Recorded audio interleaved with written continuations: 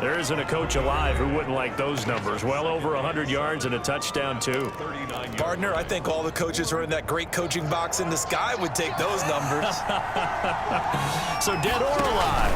Either way, they would take that kind of production. Yeah, boy, it is tough to bring him down that time. He surges forward. He's going to get a full 6 out of that. Second down. He's taken down at the 33-yard line. It's a gain of 6. And it's third down. They'll try to run for the first with Ingram. And he's going to have the first down yardage as he's down at about the 30-yard line. Now, after that last play, there's a Bengal down on the field. And in Week 17, let's hope this won't affect him for the playoffs. We'll step aside. This is Ingram on 1st and 10. That's some good hard running there as he'll push his way forward for about 5. Decided to hand it off that time on the run-pass option. Appeared to be an easy decision. Just gave it inside. Nice steady gain.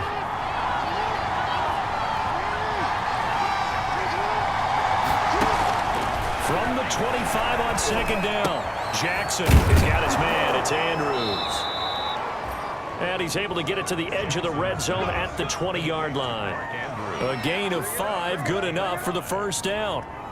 First drive of the game. We did see this in practice.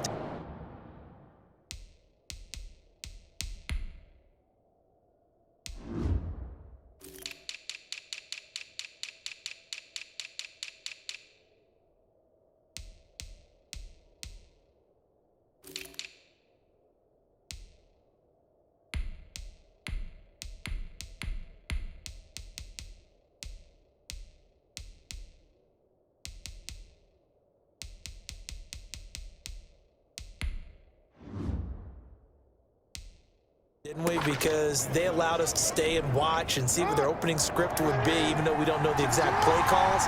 That looks a lot like what we saw them execute, doesn't it? It really does. And in practice, it wasn't about a lot of big shots on that opening drive. They wanted to put together a series of plays, sustain it. They've done that. The defense now on their heels a little. That they are. And you know what else is happening now? They're gaining information. They're gaining knowledge about how the defense is planning on playing them. So not only are they being successful on this drive, they're filing things away for future drives in this game. Just a 1-yard pickup there, and it's going to make it 3rd down at 6. Play number 9 now on this pretty long opening drive, but this is 3rd down. From the gun, Jackson. Quick hitter here, it's complete. And he'll be out of bounds, taking it just shy of the 10 at the 11 or the 12. Just a 5-yard pickup, and it leads to 4th down. So much about offense is what you call hidden yardage. You know, you throw the ball to someone, they catch it, and then they can make a big play. You know, they create a play, run after catch. They did a really nice job there of limiting that and keeping him from a first down. Yeah, stopped him in his tracks. Able to move the ball on that drive. Yes, just 3 points, but 4 first downs were in there. Yeah, and you can look at it and feel pretty good about the whole thing and think, okay, this should continue throughout this ball game.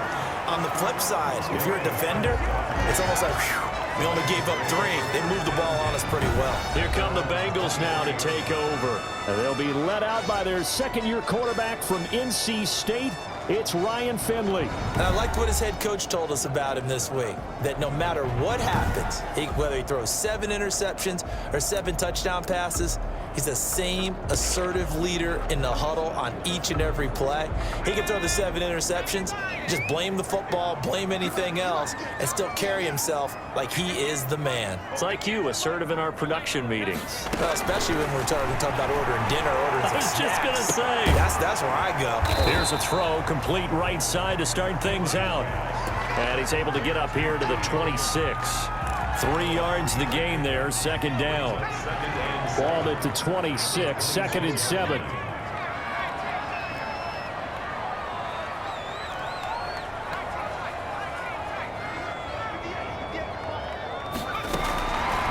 From the gun, Finley. And that's off the mark, incomplete. T. Higgins was the intended target. 3rd down here.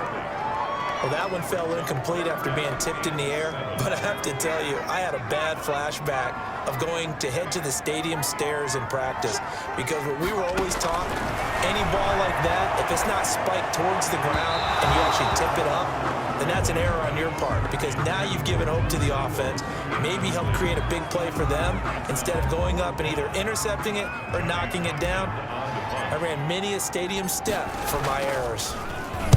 And the punt team on now as this one's sent away. Here's Moore on the return, and he'll go out of bounds, it looks like, right at the 40. They'll call this a 41-yard punt, 7 on the return, and the Ravens, they'll take over.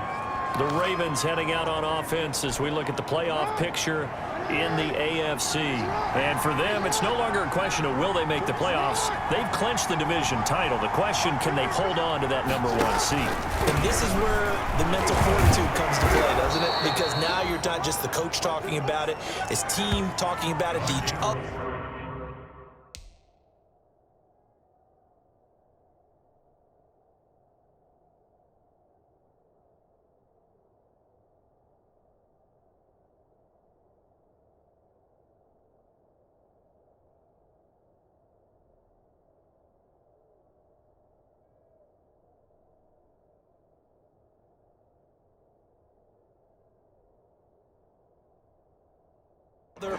Supporting each other, carrying each other along, because having that #1 seed means everything in the NFL. It does. So even though the division title's clinched, shouldn't take the foot off the gas. No, not at all. Play it all the way through, and I think we've seen that in recent years in the NFL. The teams that play and play to win each and every game, they're the ones to deal with in the playoffs. Give him 4 yards there on the first down keeper. Down at the 45-yard line.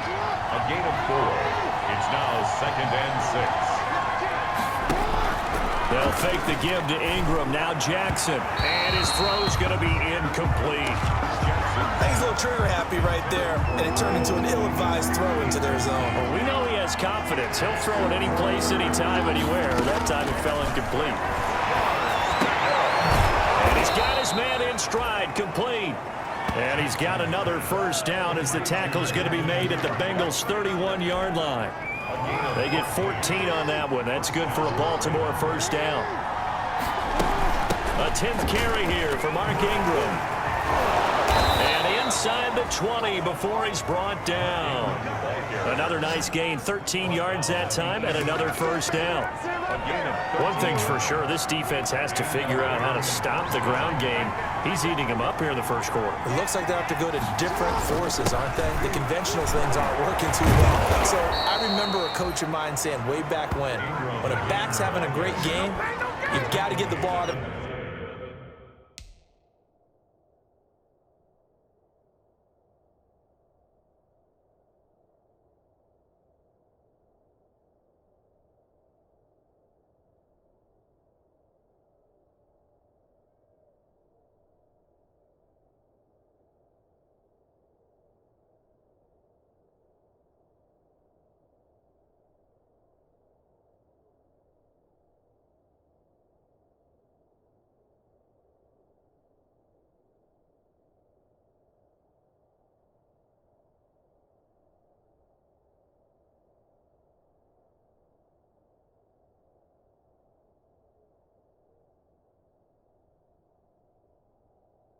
his hands, see how far he can run without the ball. And what he meant was takeaways, not get loose, because maybe you can't just stop him with just regular tackling. Well, they've got 3 tight ends here on 1st and goal to add some extra mass. Now it's Jackson. Got a man, it's caught for a Ravens touchdown. Marquise Brown, his 6th touchdown of the season, and the Ravens will extend their lead.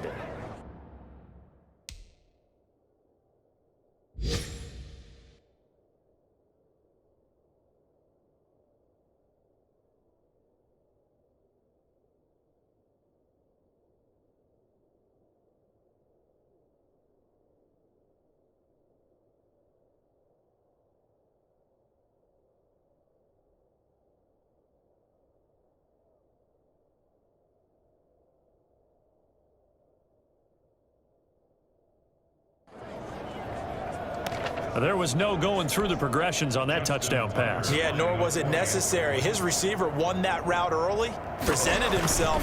No reason to wait. Go ahead and put it on him and score a touchdown. And he's able to put it through. So that drives 7 plays in length. And it's capped off by the Baltimore score. Tucker now to kick it away following the touchdown. On the return, Phillips. Solid return, pretty good field position. They'll start at the 32. Take over first and 10 at their own 32-yard line. The Bengals drive about to get going. And the last drive, the first drive for them, not very good. 3 and out. Where do they go to here? Well, you don't look down at your play sheet and say, this is what the problem is. Now let's find out who my playmakers are. Get the ball in their hands, and maybe the offense will move a little bit better. Sometimes it's more important to get it to the right people rather than dialing up the right number. Exactly. Or the right play, yeah. That too.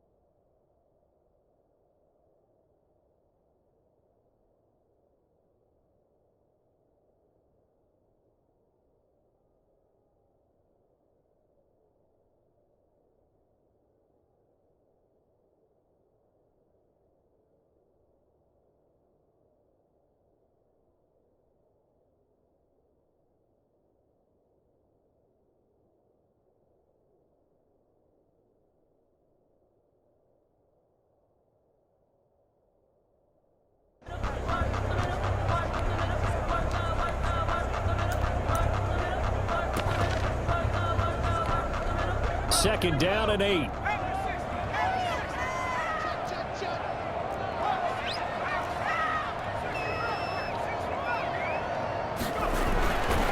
Throwing. Finley. That's complete to John Ross. There he goes, right side. And all the way in for a Cincinnati score. John Ross, his second touchdown on the season. And the Bengals strike quickly here for 6 points. And they're back within a field goal. It's 10-7 now. The long touchdown pass gets them 6 on a very, very tidy 2-play drive that time.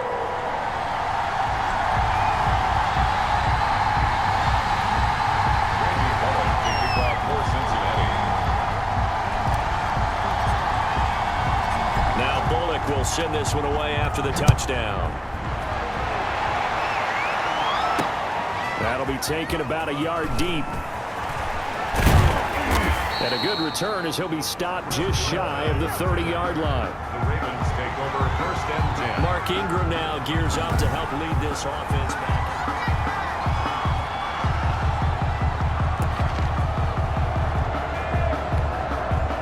The Raven offense set at the line for this next drive. And for them, a touchdown their last go-around. Obviously, they'll be hoping to do that again. And when you start plotting for this drive, when you start thinking to yourself, okay, what are we going to do? You don't go away from what you did before because that worked, but you have to be prepared for wrinkles and counters because you know they'll make some adjustments. 6 yards was the pickup on the last completion, so here's 2nd and 4. This one incomplete. Too much contact to hold on to that one, and it's 3rd down. The Ravens on 3rd down. They've been okay, 2 for 3 thus far. This is 3rd and 4. From the gun, it's Jackson. Looking for Andrews again. He's got him this time. And he'll be stopped right at midfield. 50 catches for him now on the year, and he's got a 1st down. 1st down, Ravens. From midfield now, here's Jackson. That'll be taken in there by Miles Boykin. And he gets this inside the 35-yard line. A good gain again. That's now 31 yards combined on those last 2 plays. So they'll come up 1st and 10 now from the 33. Jackson will throw again. Over the middle, complete. It's Andrews. And taking it to the 15-yard line before he's brought down. The catch and run, good for 18 and a first down. And the Ravens first down.